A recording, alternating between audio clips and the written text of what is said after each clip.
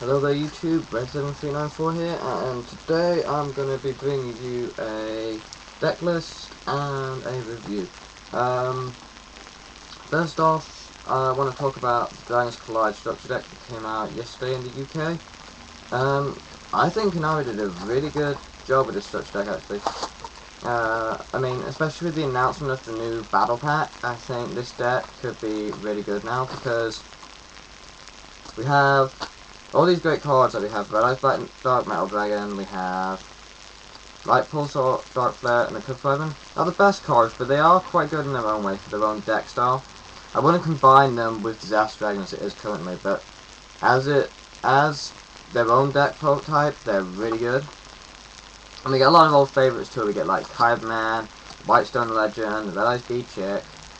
And also we get Light Swans, and I love Light Swans, so I was really happy to see that we get Dragoness, Jane, and I've taken both my Lilas out already, I think. Yeah, they've gone in another deck. And my Vikos.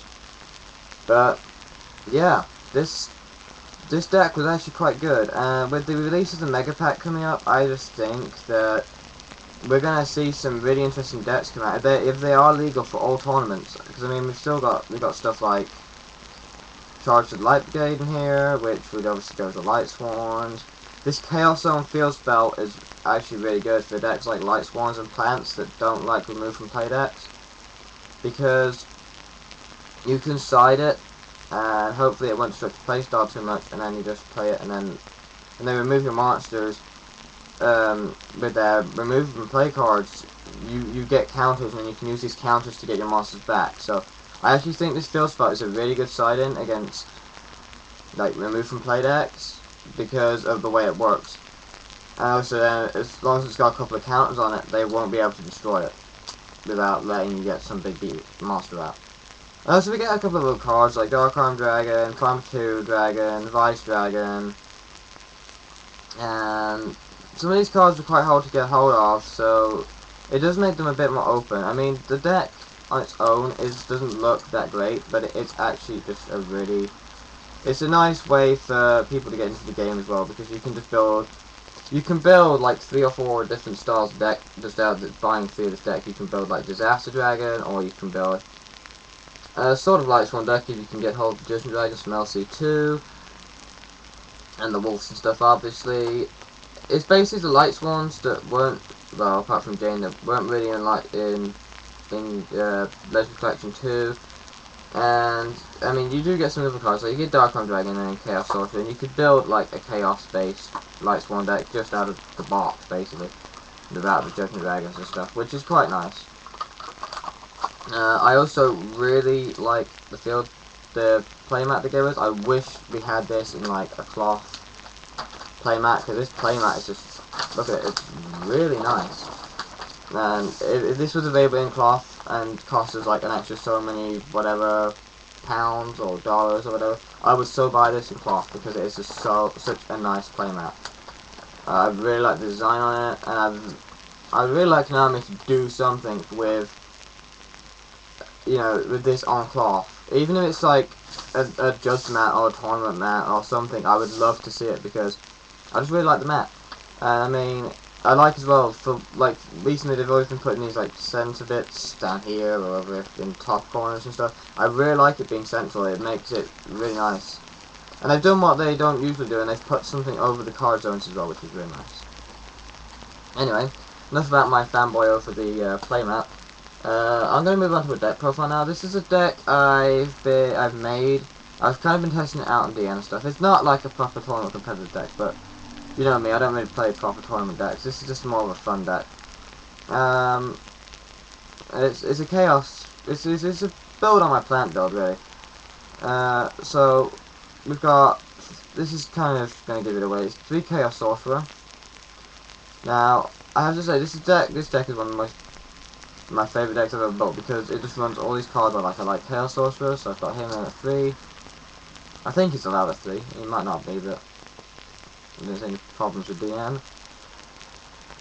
Longfire Blossom, Deadly Dragon Spore, and Dandelion. Obviously it's a plant engine, because yeah, it's a plant deck.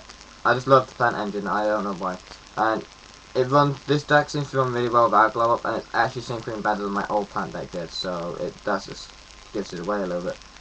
But I really do like my plant engine. I've got one effect Veiler. I can only get hold of one, but you only really need one this, because it's just more than anything, it's a discard outlook to get into Chaos Sort.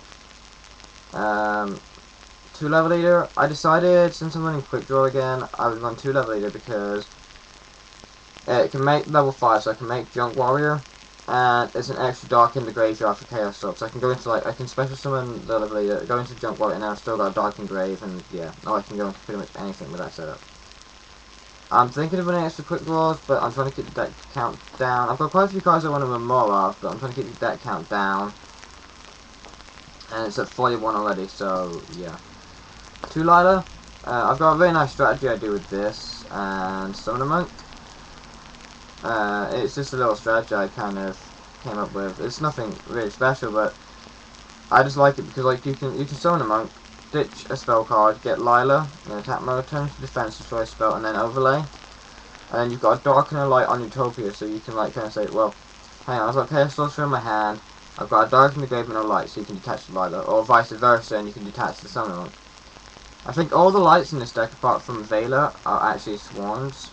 Yeah, they're all light swans, so I can kind of mill them over quite easily. So yeah, that's why I'm running 2 Lila and 2 Summoner Monk, because it grabs Lila and it grabs, yeah, Tengu, which is also in here. And Deborah's Dragon if I really need to grab that. I'm also thinking about... Sorry, someone messaged me.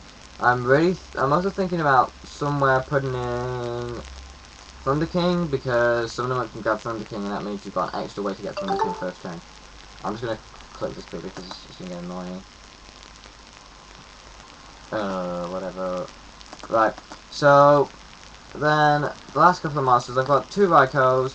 I'm not running 3. I usually run 3 in plants, but I'm only running 2 because I've got the 2 Lila, and I don't really know why I'd put in a 3rd when I can have 2 Lila, and I really like Lila because of Summoner Monk, so I'm running 2 of her. One Sangan, it grabs most of the key cards in the deck. It grabs Monk, Quick Draw, Raiko, Eater, Effect Veiler, Dandelion, Spore, Debris, and Lone Fire. So it does grab a lot of the key cards, so that's definitely why Sangan is in there. And after Sangan, I have 3 Reborn Tengu. I just really like Tengu. There's no other way to explain it, I just really like Tengu. So Tengu goes in every time for me because, I don't know why, it's just one of those cards I love. I would even run it in like some really stupid decks to run it in. I even ran it into Dragoonities at one point just because I love Tengu. And I ran it in Heroes as well, for Great Tornado, and it actually worked quite well, but I just really like Tengu, so he stays. Then, moving on to the spells, I've got 1 charge for Light Brigade, obviously 2 Raiko, 2 Lila, and it lets you get a mill. So you can go through the deck quite quickly, and that's the whole point of Charge Light Brigade. It's not there for anything big, it's just there to, if I draw it, I can get an extra mill, and hopefully mill over a couple of darks or something. I've got 2 enemy controller, 1 Foolish Burial, 1 Mind Control, 1 1-for-1, 1 Pile of Avarice, and 1 Scapegoat. These are kind of like, this is generally what I run in plans anyway. It's just like, I can Foolish into Dandelion, or I can Foolish into whatever card I happen to need at the time, and use that. No, I could have a Chaos Stalk in hand and say, oh, I've got 2 lights in there but no darks, and Foolish Burial or Level or something, because it's not important at that time. 2 enemy control I just love. I just really like enemy control. It's like it stops your opponents and stuff. 1 Scapegoat, Power of Avarice, 1-for-1, Mind Control. Obviously, 1-for-1 grabs like 4 monsters in this deck. Mind Control, Pot of Avarice kind of explain themselves, and Scapegoat is just great.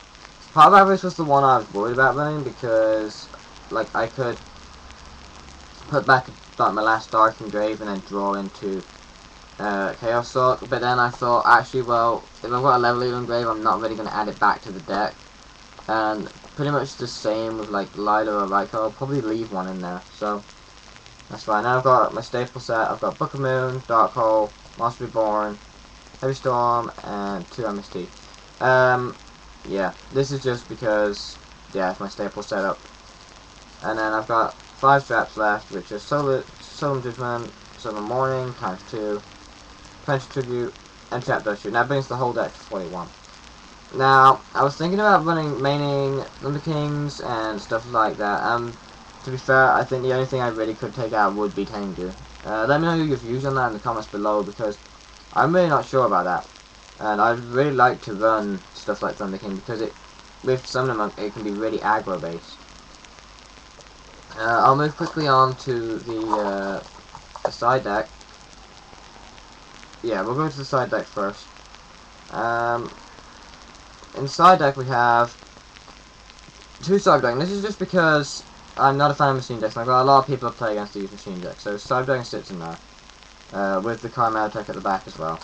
So yeah, they're in there because of taking out, obviously, machine decks, and I'm not a big fan of machine decks, so those can sit in there.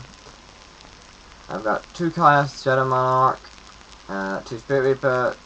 You can see these are both dark types, and I just think against certain decks I can like minus a Chaos Sorcerer and minus something else that's Shadow Monarch. I do the same with Cyber Dragon. I take 1 Chaos Sorcerer and usually a Lila or something like that out for the Kaios or the Cyber Dragon, depending on what I'm facing.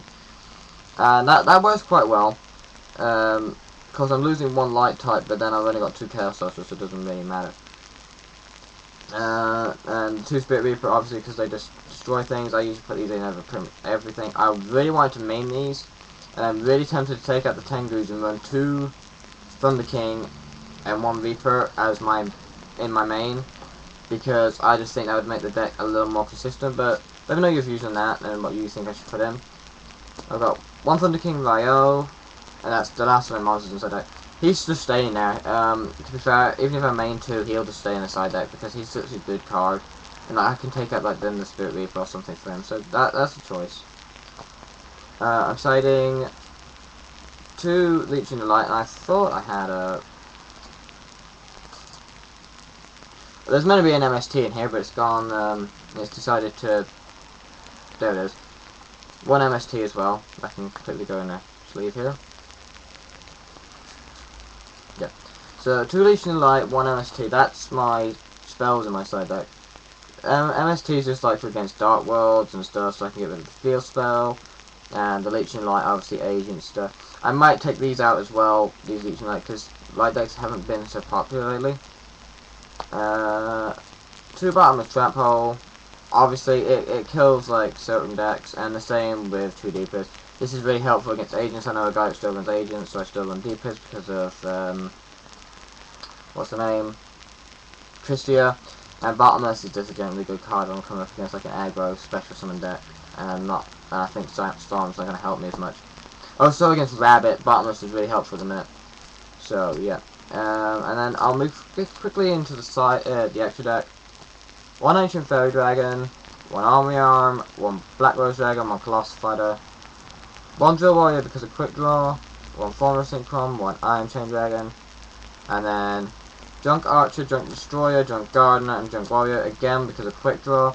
And I just think having these like 5 cards here just really gives me like, I've got a defensive option, an aggro option, a banish option, and a loop option. So I can kind of just option around with that, depending on what I need out. So I can say, right, I can get my Debit Dragon loop going, where I use Debit Dragon and Dandelion over and over again using Drill Warrior. Okay, I'm going to go into Drill Warrior. Or I could decide, oh, I need a quick synchro to get some darks and stuff in grave, I'll go into Junk Warrior. Or I can go, you know, well, I can use that because it's just a big monster. Or I can go, oh, I need a defensive option, Junk Gardener. And I most of the time, because of Scapegoat and stuff, I can just go into these whenever I feel like it. So it's really good. Then I'm running 1 Stardust Dragon, 1 Leviair, 1 Leviathan, and 1 Utopia.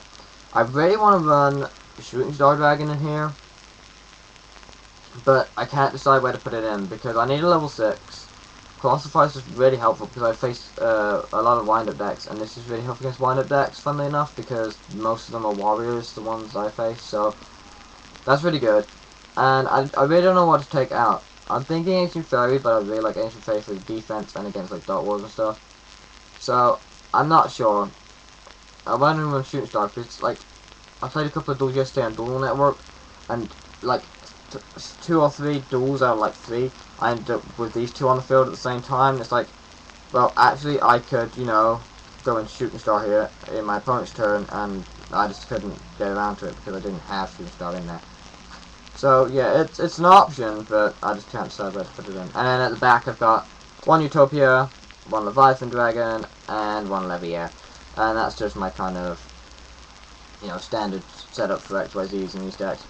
Leviair and Leviathan don't really happen in this deck a lot because I don't have any level 3s, and that's why I want to main the Spirit Reaper as well. But it still works with the deck, so I still leave them in there because it is still possible, and they are still really good cards. So, yeah.